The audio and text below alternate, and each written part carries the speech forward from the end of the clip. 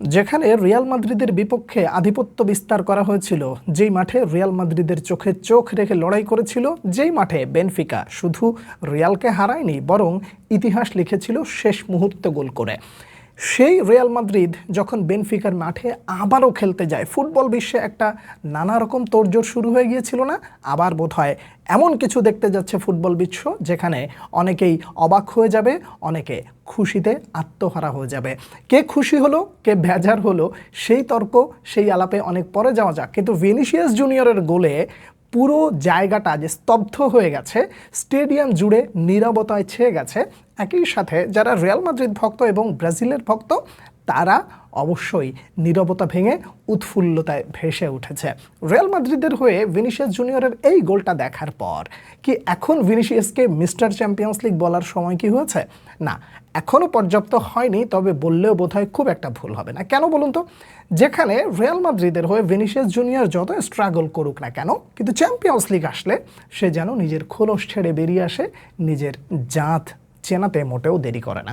ভিনিসিয়াসের এই গোলটা ছাড়া প্রথম হাফের শেষ 5 মিনিট বা 7 মিনিট বা ধরে নেন তর্ক সাপেক্ষে 10 মিনিট, এই জায়গাটুকু ছাড়া রিয়াল মাদ্রিদ যে আসলে খুবই ভালো খেলেছে ওটা বলার আসলে খুব বেশি একটা সুযোগ নাই। দেখুন, একজন ভক্ত হিসেবে খেলা দেখুন অন্য জিনিস, কিন্তু ফেয়ার বিশ্লেষণে যখন আপনি যাবেন, সমালোচনার পাশাপাশি ম্যাচের ভালো দিক খারাপ দিক দুটোই আলোচনা করা উচিত। ভালোটা অবশ্যই আপনারা দেখেছেন, আমি একটু খারাপটা নিয়ে আলোচনা করতে চাই। প্রতিপক্ষের মাঠে খেলা, এই জন্য রিয়াল মাদ্রিদ একটু সেফ খেলেছে, এটা অনস্বীকার্য। রিয়াল মাদ্রিদ যদি একটু সুবিধা পেয়ে থাকে তাহলে সেই সুবিধাটাকে জানেন যে আজকে মাঠে বৃষ্টি হয়নি বা তুষারপাত হয়নি, যে কারণে এই ধরনের পিচে যদি বৃষ্টি হয় বা তুষারপাত হয় তখন খুব বেশি কষ্ট হয়ে যায় সেখানে যারা রীতিমতো খেলতে অভ্যস্ত। আর রিয়াল মাদ্রিদ তো সবসময় ওখানে খেলে না, যে কারণে ওই জায়গাটার সাথে অ্যাডজাস্ট করতে খুব বেশি একটা সমস্যা হয়, সহজ হয় না। তো ওই জায়গায় বৃষ্টি না হওয়াটা রিয়াল মাদ্রিদের জন্য বেনিফিট। একই সাথে রিয়াল মাদ্রিদ শুরু থেকে সচেতন ফুটবল খেলেছে। প্রথম হাফে যে গোলগুলো মিস করেছে সেটা ছিল খুব বেশি বিচ্ছিরি, এবং সেই সাথে বলতে হয় যে সমালোচনার উচ্চ পর্যায়ে চলে যাওয়া উচিত, তার কারণ প্রথম হাফে কিলিয়ান এমবাপে তিনটা গোল মিস করেছে।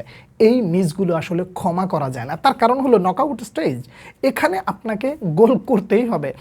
এটা লিগের ম্যাচ তো না, এটা তো চ্যাম্পিয়ন্স লিগের ম্যাচ, এবং হেরে গেলে আপনি বাদ, সেখানে এই ধরনের চান্সেসে আপনি যদি মিস করেন তাহলে সেটা খুবই দুঃখজনক হয়। কিলিয়ান এমবাপের তিনটা মিস, মিডফিল্ডে এখনও বেশ কিছু স্ট্রাগলের চিত্র ফুটে ওঠা, একই সাথে ডিফেন্সে ম্যান মার্কিংয়ের এখনও যে দুর্বলতাটা চোখে পড়ছে সেটা আসলে আপনি এড়িয়ে যেতে পারবেন না, বা এই দুঃখটা আসলে আপনি আলাদা করতেও পারবেন না। প্রথম হাফের একদম শেষ 5-10 মিনিট রিয়াল মাদ্রিদ একটু ভালো খেলেছে এবং বেনফিকাকে চেপে ধরেছিল। তো এই চেপে ধরাটা নিশ্চয়ই আপনার ভালো লেগেছে বা আপনি অবশ্যই আনন্দ করেছেন, কিন্তু একটা গোল কি আসলে অনেক কিছু? আমি ব্যক্তিগতভাবে সেটা মানতে পারছি না, কারণ ফুটবলে একটা গোলে সব সময় ডিফেন্ড করা যায় না। হ্যাঁ মানছি, পরের লেগটা হবে সান্তিয়াগো বার্নাব্যুতে, সেখানে নিশ্চয়ই ভালো কিছু অপেক্ষা করছে। তবে এই ভালোর জায়গায় রিয়াল মাদ্রিদ বেনফিকার বিপক্ষে নিজেদের ঘরের মাঠে যখন নামবে সেখানে আরও একটা অ্যাডভান্টেজ কি জানেন? শুধু ঘরের মাঠে খেলছে না, ডাগ আউটে হোসে মরিনহো থাকবে না, এর চেয়ে সুখের সংবাদ আর কিছু হয় না। মানে হলো, একসময় একটা প্রবাদ ছিল, ক্রিস্টিয়ানো রোনালদো যখন মাঠে থাকে তখন যে কোনো দল কেমন যেন একজন বেশি নিয়ে খেলে, এই ধরনের আপনারা অনেক কথা শুনেছেন না?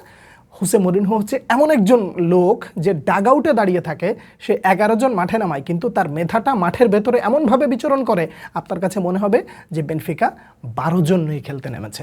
তো সেই 12 জনের একজন অবশ্যই ডাগ আউটে থাকবেন, এটা একটা প্লাস পয়েন্ট। হ্যাঁ ডেফিনেটলি উপরে হয়তো বা কোথাও বসে থাকবেন, সেই জায়গা থেকে মনিটরিং করা হবেন, কিন্তু যে ওনার অনুপস্থিতিটা বেনফিকা অনেক বেশি মিস করবে রিয়াল মাদ্রিদের মাঠে।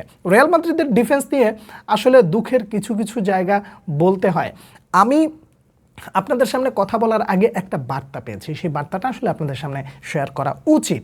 সেই বার্তাটা হলো যে রিয়াল মাদ্রিদের হয়ে ভিনিসিয়াস জুনিয়র তো আজকে খেলতে নেমেছে, রাইট? এই জায়গাটা ভিনিসিয়াস যদি বেনফিকার হয়ে খেলতো তাহলে ডিফেন্ডাররা আজকে নাকানি চুবানি খাইতো এক প্রকার। এইটা বলার অর্থ কি জানেন? যে রিয়ালের ডিফেন্সটা বেশ কিছু জায়গায় নড়বড়ে ছিল এবং ম্যান মার্কিংয়ে বারবার মিস করছিল। যদি কামাভিঙ্গা এবং আর্লিয়ান শুয়েমেনি যদি ঠিকঠাক মতন এসে মানে ডিফেন্সে বা ডিপে এসে যদি সহযোগিতা না করতো তাহলে এক্সপোজ হওয়ার বেশ সুযোগ ছিল।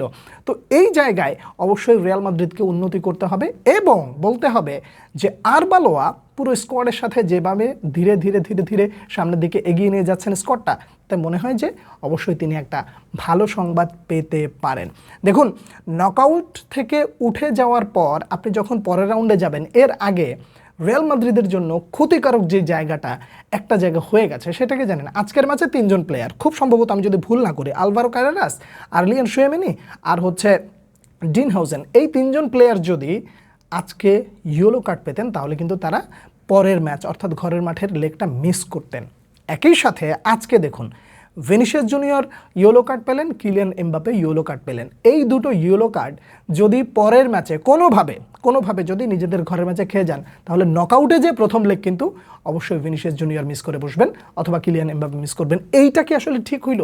হ্যাঁ, খেলার মধ্যে তাদের সচেতন থাকতে হবে। তারা আগেভাগে জেনে গেছে যে আমরা একটা ইয়েলো কার্ড খেলে হয়তো বা বাদ হয়ে যাব বা যদি কার্ড চলে আসে তখন আমরা পরের ম্যাচ খেলতে পারবো না। এটা ঠিক আছে, এটা তারা জানবেন আগে থেকে, কিন্তু স্লিপ অফ টাং বলতেও তো একটা কথা আছে, কিংবা মোমেন্টামের উপরে থাকলে কখন কোনটা কে করে বসে কে বলে বসে তখন এটা তো আর বলা যায় না। তার কারণ হলো হোসে মরিনহো কি আজকে জানতেন যে তিনি আজকে ডাবল ইয়েলো পাবেন? এটা তিনি জানতেন না, বাট তিনি ওই মেজাজের খেয়ে গেছেন। তো ভিনিসিয়াসের জুনিয়রের মেজাজটাও তো আসলে ওই কোয়ালিটির, যদি আবার একটা খেয়ে বসেন তাহলে তো আরেকটা ম্যাচ মিস করবেন। তো এই জায়গাগুলো আরও বেশি সতর্ক থাকলে রিয়াল মাদ্রিদ অবশ্যই আরও বেটার অপশনে থাকবে। এমনিতেই ঘরের মাঠে ভালো থাকবে, এটা ঠিক আছে। আস্তে আস্তে যত সময় যাবে রিয়াল মাদ্রিদ এখন থেকে ভালো করা শুরু করবে। কেন জানেন? তার একটা মূল জায়গা হলো যে সময় যত যাচ্ছে প্লেয়াররা ফিট হয়ে ততটা ফিরে আসছে। একটা কথা বলে শেষ করতে চাই, না বললেই নয়, তা হলো টনি ক্রুজ যখন ছিল তখন আপনারা অনেকেই তার লং পাসগুলো চোখ ভরে দেখেছেন, হৃদয় জুড়ে গেছে, আপনার ভেতরটা শীতল হয়ে গেছে।